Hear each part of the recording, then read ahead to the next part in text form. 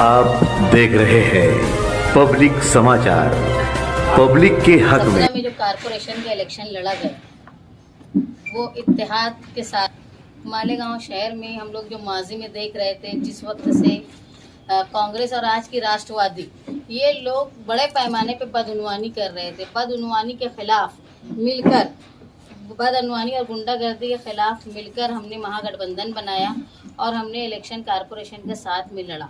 इस उन्वान पे कि मालेगांव शहर का इस्तेहसाल हो रहा है, ख़ास तौर पे मालेगांव शहर के मशरकी हिस्से का। इलेक्शन हुआ, इलेक्शन के बाद ऐसे हालात हुए कि मेजॉरिटी किसी को नहीं मिली, लेकिन शेख रशीद, शेख आसिफ खानवादे को हर तरह से उनकी ये कोशिश रही कि वो इक़्तिदार में आए, और इक़्तिदार में आने के लिए उन्होंने हर तरह के फैसले ऐसे किए जिससे मालेगांव शहर के मशरकी हिस्से का नुकसान हो रहा था। सबसे बड़ा फैसला जो उन्होंने किया कि जो मालेगांव शहर की मिल्कियत थी, जो पानी कारपोरेशन का था, वो पानी का उन्होंने एक तरह से सौदा किया, जिसको उन्होंने ऐलानिया कबूल भी किया। पहली महासभा जब हुई शेख रशीद साहब के मेयर बनने के बाद, उसमें उन्होंने ये ठहराव किया कि मालेगांव शहर का जो पानी है वो दाभाड़ी को दिया जाएगा, क्योंकि उनके सपोर्ट जो शिवसेना ने दिया उनको, उसमें ये सौदेबाजी थी कि ये बदले में मालेगांव का पानी देंगे। हम उस वक्त भी कांग्रेस पार्टी का मुखालफत कर रहे थे और ये बोल रहे थे कि ये पानी तुम्हारा नहीं है, ये पानी मालेगांव शहर का है। और मालेगांव शहर के पानी की साथी निहाल अहमद साहब ये महसूस कर रहे थे जैसे जैसे आबादी बढ़ेगी वैसे वैसे मालेगांव शहर में पानी की किल्लत होगी, इसलिए उन्होंने तलवाड़ा डैम की वसत बढ़ाने का काम, आसपास की जगह और उसकी ऊंचाई बढ़ाने का काम किया, जो कि कोई ज़मीन को पैसा देकर नहीं, एक किसान के बच्चे को कॉरपोरेशन में नौकरी लगाकर उन्होंने ये फ्री में ये काम करवाया। लेकिन इस पर हमारे लिए बड़े दुख की बात है कि सिर्फ इक़्तिदार का मज़ा चखने के लिए उस वक्त की कांग्रेस ने मालेगांव शहर का पानी दाभाड़ी को दे दिया। हम लोग उस वक्त भी बोलते थे कि दादा भूसे साहब जो है वो मंत्री है, वो चाहते तो सरकार से, गवर्नमेंट से जगह लेकर अपना खुद का डैम बनवाते दाभाड़ी के लिए, लेकिन उन्होंने इस तरह का कुछ नहीं किया, बल्कि बना बनाया, पका पकाया जो मालेगांव की मिल्कियत थी वो उन्होंने ले ली। अब ऐसा हुआ कि मालेगांव शहर में जो बारिश की कमी की वजह से सुनाई दिया 2 दिन आड़े पानी, और अभी सुन रहे हैं हम लोग कि 3 दिन के बाद पानी आएगा। अगर ये जो रोटेशन, हमने उस वक्त भी कहा था कि मालेगांव शहर को क्या हर शहरी को कारपोरेशन पानी देती है क्या? जब बुलंद इकबाल ने इस ठहराव के वक्त पूछा तो वो वाटर सप्लाई का ये बोलना था कि सिर्फ 60% लोगों को हम लोग पानी देते हैं, यानी 40% जो मालेगांव शहर में रहने वाले लोग हैं उनके घर तक नल का इंतजाम नहीं। इसके बावजूद भी शेख रशीद साहब मेयर रहते हुए उन्होंने अपने पानी का सौदा करके जो उनको सत्ता में आना था और उन्होंने दादा भूसे को ये पानी दे दिया। हम तब से अब तक बार बार कारपोरेशन को लेटर लिखते हैं, तलवाड़ा जाते हैं, वहाँ देखते हैं कि गैर कानूनी तौर पर कहीं पाइपलाइन हो तो नहीं गई, लेकिन जैसे ही अवामी दबाव ख़त्म हुआ, मियाद ख़त्म हो गई कारपोरेशन की, और इनके दबाव में, दादा भूसे साहब के दबाव में एग्रीमेंट ये उन्होंने कर लिया और पानी को रोटेशन उनको देना शुरू किया। जबकि हम लोगों ने जो ठहराव पड़ा है उसमें ऐसा था कि वो इरिगेशन डिपार्टमेंट 50 MCFT पानी जायद देगा।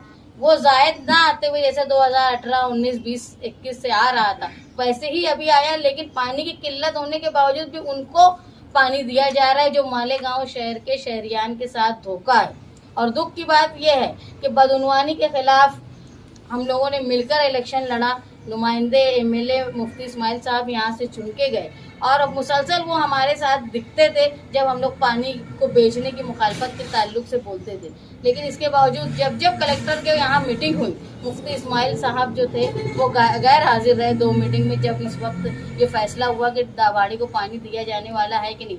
हम लोग ये मानते हैं कि जहाँ कांग्रेस के लोग या शेख रशीद खानवादे के लोग, इस वक्त शेख रशीद साहब मेयर थे, उन्होंने पानी देने का फैसला किया, वहीं मुफ्ती इस्माइल साहब ने उस मीटिंग में गैर हाजिर रह के उस फैसले को सपोर्ट किया, मुखालफत नहीं की। और आज यह वक्त है कि मालेगांव शहर के लोग, अगर 3 दिन के बाद पानी आएगा, मालेगांव शहर एक मजदूर तबके ज़्यादा यहाँ की आबादी मजदूर तबके से ताल्लुक़ रखते हैं। मुफ्ती साहब मुसलसल ये बोलते हैं कि 67% यहाँ पर मजदूर रहते हैं, इनके माली कमज़ोरी है। इसके बावजूद भी उनको ये समझना चाहिए था कि मालेगांव शहर की आबादी ज़्यादा है, यहाँ लोगों के मकान छोटे हैं, यहाँ पानी स्टोर करके रखना, और सिर्फ 60% लोगों की यहाँ ही नल है। जब 3 दिन के बाद नल आएगा तो जो लोग अपने यहाँ से दूसरों को पानी भरने के लिए देते वो नहीं दे पाएंगे, और तो इसलिए स्टोर करना मुश्किल है। 3 दिन अगर आड़े पानी आएगा तो ज़रूर मालेगांव शहर में पानी की तकलीफ होगी।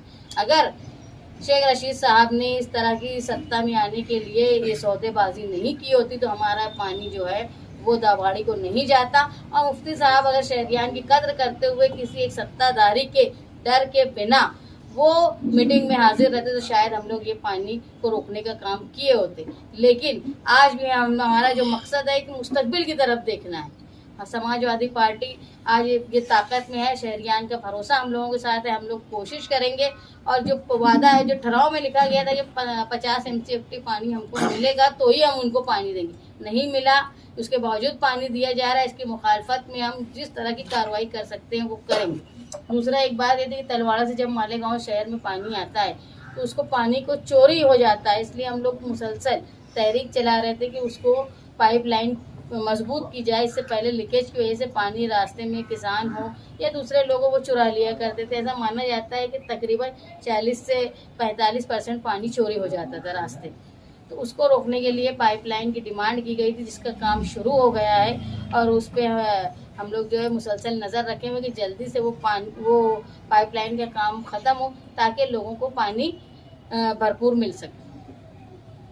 वो जो 50 MCFT का आप बता रहे हैं वो पानी नहीं दिया गया है, इसका कारपोरेशन ने आपको बताया या फिर पाटबंधाने ने बताया कि सही में ये पानी आपको? दोनों ने।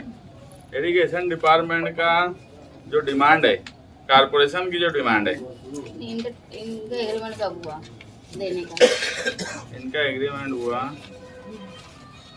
सितंबर 2023 में हुआ। 2023 में 23-24 में एग्रीमेंट हुआ। उसके बाद से जो रोटेशन आ रहा है 2022 में, 21 में, 18 में, 19 में, 17 में उतना ही आ रहा था, उसमें कोई वाड़ा नहीं है रोटेशन। सितंबर 2023 में एग्रीमेंट हुआ है तो यकम सितंबर से तो 2 दिन आगे से पानी दिया जा रहा है। तो अब आप समझो ना ये बात। फैसला जो है कलेक्टर ऑफिस में पहले हुआ, लागू इस वक्त हुआ।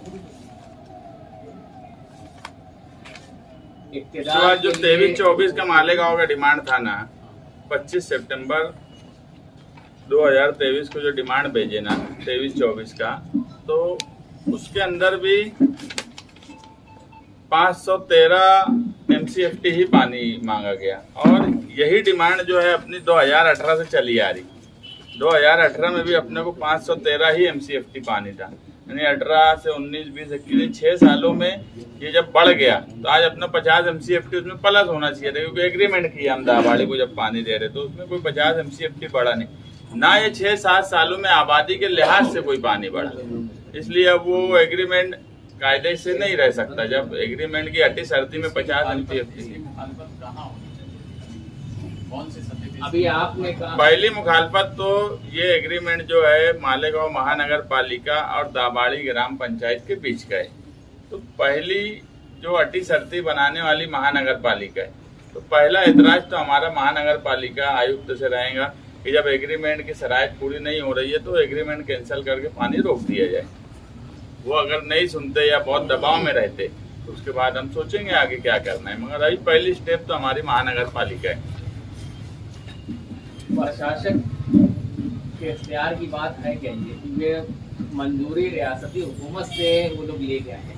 नहीं, देखो पहले तो एक बात समझ लो, अगर उस वक्त की कांग्रेस पार्टी ठहराव नहीं करती तो ये कितना भी रियासती हुकूमत से कुछ करके लेके आ जाते, ये कुछ होने वाला नहीं था। कारपोरेशन लोकल सेल्फ गवर्नमेंट है, बुनियाद उसका ठहराव करना, उसका फैसला करना, उसकी मिल्कियत का ये इख्तियारात जो है वो कारपोरेशन के खुद है। कारपोरेशन ने महासभा में कोई भी ठहराव करे उसकी मंजूरी के लिए वो जाता है महाराष्ट्र सरकार के पास। लेकिन अगर कारपोरेशन महाराष्ट्र सरकार चाहती भी कि दे देना और कारपोरेशन नहीं चाहती तो महाराष्ट्र सरकार का इख्तियार नहीं है कि वो फैसला करे। गलती जो है वो महासभा में से हुई है, कारपोरेशन के थ्रू। महागठबंधन की जो बात आपने की है, जिनसे महागठबंधन बना है 10 साल का आपका, तो परसों के दिन एमएलए साहब से पूछा तो उन्होंने कहा कि भाई उसका जो पालन जो है, उसका धर्म यानी अगाड़ी का जो धर्म रहता है उसका पालन आपकी तरफ से नहीं हुआ। आप क्या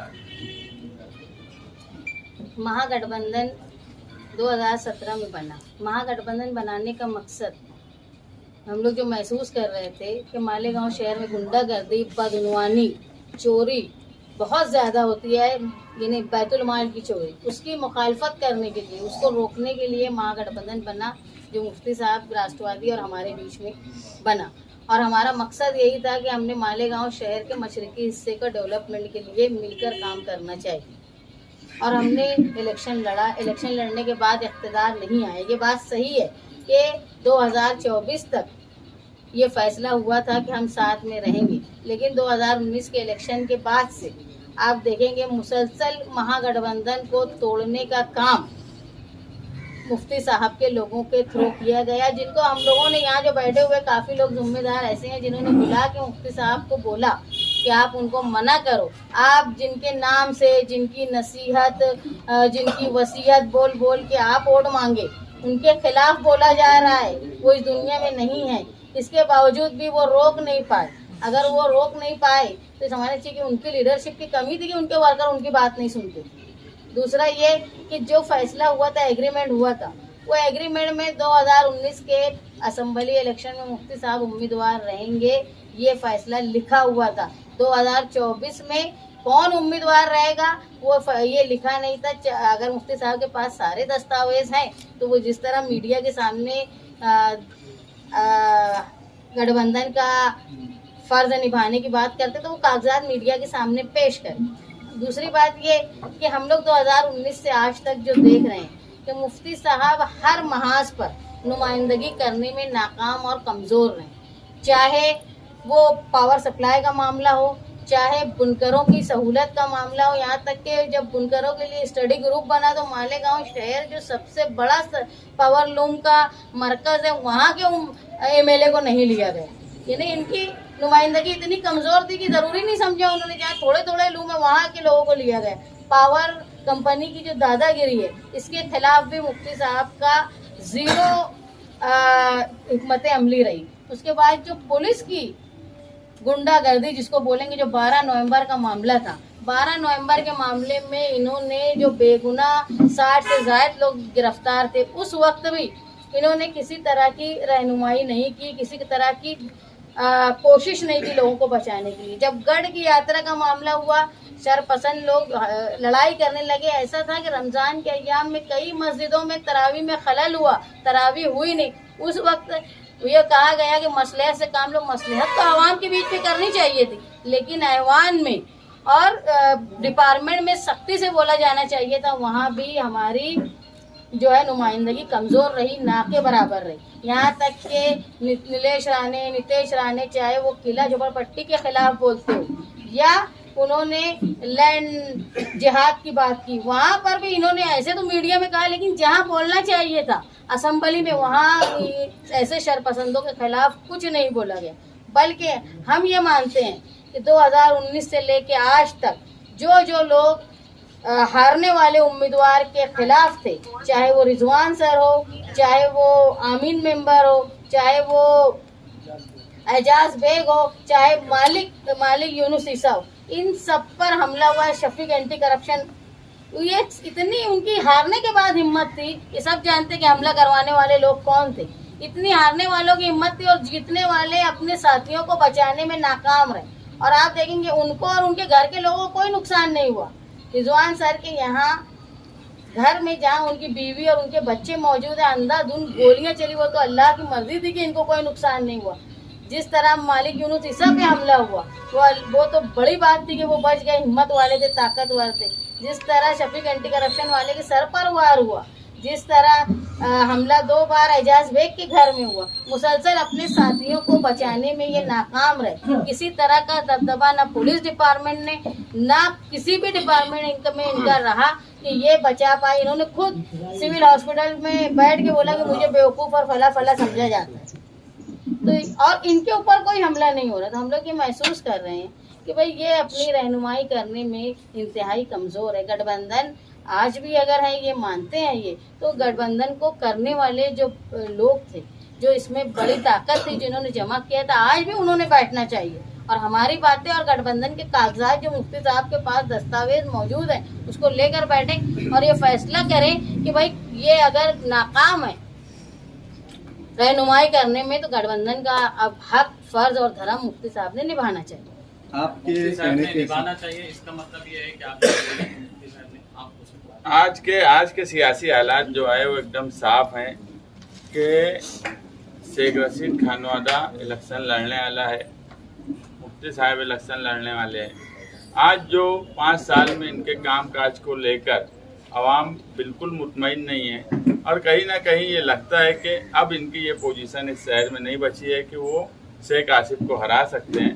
तो गठबंधन का धर्म निभाने की पारी उनकी है कि वो शाह-ए-हिंद की हिमायत करे और गठबंधन का धर्म निभाए। हम उनके साथ में रहेंगे हर वक्त। अगर मैं कहूँ इस शहर में हर वक्त तो वो जो गुरूर और घमंड की बात बोलते कि हमने 2 सीट लेकर आ गई, ऐसे बोलते हैं कि हम जैसे कभी सियासत में थे ही नहीं। ये शहर का बसना और निहाल साहब की सियासत ये एक साथ जुड़ी हुई है। कितने एहसान कितने लोगों पे किए गए हमने कभी नहीं बोले। अगर ये बोलते हैं कि मालिक यूनुस ईसा को मेयर नहीं बनाते तो भुट्टा बेचता वो, उसको वो नहीं करते तो ये करता वो, ये गुरूर और घमंड की बात है। अगर 2007 में निहाल साहब मालिक भाई को कारपोरेटर नहीं बनाते तो क्या वो मेयर बन पाते? उस वक्त पहले तो जनता दल से वो मेयर बने, मगर हमने कभी ये बात नहीं बोली। और ये 2007 में सियासत में आए, उसके बाद से मुसलसल इनका डाउनफॉल रहा। 2007 में इनकी 27 सीट आई, 9 में ये असेंबली चुन के आए, 12 में इनकी 19 सीट हो गई, कम हुई। 14 में ये एक नए लड़के से इलेक्शन हार गए जिसको हमने 2002 में आसिफ शेख को कारपोरेटर बनने के लिए नाको चने छपवा दिए थे, तो 153 वोट से चुन के आ पाए थे। डर और खौफ हमारा ऐसा था कि 2007 में मुफ्ती साहब से सेटिंग करके और बिन विरोध हो गए। उस वक्त से ये आपस में तालमेल करके इलेक्शन लड़ते रहे। अब इस शहर के हालात ऐसे आ गए, मैं हमेशा बोलता कि 25 साल में 99 से ये दोनों के आपस का तालमेल। एक बात आप देख लो कि जब 2007 से 2017 तक ये हमेशा कांग्रेस के साथ रहना इक़्तिदार में। मुझे खुद मुफ्ती साहब जब 17 का इलेक्शन हुआ तो मुझे ये बोलने लगे कि यार अपन आप अपोजिशन में रहेंगे तो कैसे रहेंगे? तो बोले यार वो हमारा काम है, तुमको अगर 19 का असेंबली जीतना है तो तुमको अपोजिशन में बैठना पड़ेगा। तो ये तो उनके साथ ही रहे। तायरा मैडम को मेयर बनाए, उस वक्त खत्म जब इनका होने लगा तो तायरा मैडम को मेयर बना दिए। तो कहीं ना कहीं ये ताकत उनको पहुंचाने की कोशिश ही की है और उनसे जो भी माली तौर पर फायदा उठाने की कोशिश की है, ये एलानिया वो लोग बोले। तो ये इनका तालमेल हमेशा रहा है। हम यही बात बोलेंगे कि आज शहरी सतह पे आप एक बात देख लो कि मालेगांव शहर में वाहिद समाजवादी पार्टी है जो हर जगह जिनके वर्कर और जिनके लोग आज मौजूद हैं। मालेगांव शहर में मुफ्ती साहब आगरा रोड के शुमाली हिस्से में कुछ नहीं है। कच्चे एरिया में तुम चले जाएंगे। पहली बार एमएलए बनने के बाद भी सड़क के इस पार बाद वाली कारपोरेशन में एक उनका कारपोरेटर नहीं था मुफ्ती साहब का। हम अगर ये बोलते कि हम तुम्हारे साथ में तो तुम्हारी 7 सीट इधर से चुन के नहीं आती महागठबंधन, लेकिन हम लोग कभी तकब्बुर की बात नहीं करते कि सियासत में मौके आते और एक दूसरे का साथ लिया जाता है। अगर तुम्हारा साथ भी, अगर जैसा आप बोल रहे हैं, अगर वो एग्रीमेंट सामने रख के कुछ लीडर अगर बैठ गए तो आप बैठना पसंद करेंगे? हाँ तो पहले दिन से बोल रहे कि बैठ के बात करना, बैठे ना, एग्रीमेंट ले। जो 5 साल की कारकर्दगी है, 5 साल में क्या क्या लोगों के साथ हुआ। एक बात बोला कि यार किसान भी बोले कि यार सारे लोगों पर हमला हुआ, इनके ऊपर ही नहीं हुआ। मेरा मकसद ये नहीं है कि उनके ऊपर हो, बहुत अच्छी बात है, वो सेफ है, उनकी फैमिली सेफ है, हमारी दुआ भी ये है कि वो सेफ रहे। मगर सारी तकलीफ तो जो उनके साथ इलेक्शन लड़े वो उठाए ना, वो गोली की शक्ल में हो, जेल की शक्ल में हो, मार धाड़ की शक्ल में हो, इनके किसी लोगों को कोई तकलीफ इनके घर पे नहीं हुई और बहुत अच्छी बात है नहीं। हमारा सिर्फ मानना ये है कि मुफ्ती साहब पूरी तरह नाकाम इस 5 साल में हो गए हैं इसलिए अगर आज शेख आसिफ को हराने की जरूरत है तो उनको बैठ के गठबंधन का धर्म निभाने की बात हमारे साथ करना चाहिए। आपने कहा कि महागठबंधन इसलिए बना था कि गुंडागर्दी और बैतुल माल की हिफाजत। क्या आपको लगता है कि गुंडागर्दी रोकने में और बैतुल माल की हिफाजत करने में महागठबंधन सक्सेस हुआ है? हमारा मकसद ये था कि जो लोग बदउनवानी करते हैं उनको सत्ता में नहीं आना देना चाहिए, लेकिन 2017 में जो कारपोरेशन का इलेक्शन हुआ उसमें मालेगांव शहर के मशरकी हिस्से के फंड, पानी, ये सब का सौदा करके कांग्रेस पार्टी ने अपना मेयर बना लिया दादा भुसे के साथ मिलकर। हम वही रोकने में नाकाम रहे। उसके बाद से हम असेंबली में हमारे महागठबंधन के उम्मीदवार चुनकर गए। हमारी ये उम्मीद थी कि अब हम असेंबली से रहनुमाई करते हुए इसको रोकने की कोशिश करेंगे। यही मैंने आपको बताया कि हर फील्ड में हमारे चुने हुए नुमाइंदे कमजोर साबित हुए। यहाँ तक कि उनके लिए जो लोग काम किए उन पर हमला करने वालों, उनको बचाने में हम लोग जो हमारे साथी थे उनको बचाने में मुफ्ती साहब नाकाम रहे। यहाँ तक कि जिन्होंने गुनाह किया, जो लोगों ने गोलीबार किया, उनको सजा दिलाने में भी नाकाम।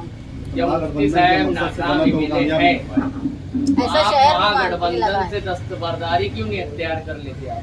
नहीं तो वो तो है, नाकाम एमएलए हैं। आसिफ शेख के खिलाफ आज ताकत से हमको लड़ना है तो हम भी चाहते कि वो हमारे साथ रहे। मुफ्ती साहब अहम मकसद महागठबंधन का ये था, अहम मकसद ये नहीं था कि हम इलेक्शन लड़ेंगे कि मुफ्ती साहब इलेक्शन लड़ेंगे। अहम मकसद ये था कि जो लोग शहर के लिए नुकसानदेह हैं उनका खात्मा होना, उनको सत्ता में नहीं आने दें। आज भी वो मकसद कायम है। आप समझ लो, अगर किसी को आज आप देखेंगे इंडिया गठबंधन बना है ना, तो जो आपस में लड़ने वाले थे सब मिलके बना है। क्यों? क्योंकि बीजेपी को सत्ता में नहीं आने देना है। तो ऐसे ही अगर हम ये मानते हैं कि जो लोग शहर के लिए नुकसानदेह हैं उनको खत्म करना है तो सबको मिलकर एक अगाड़ी बना के लड़ना चाहिए। इसीलिए महागठबंधन बना था।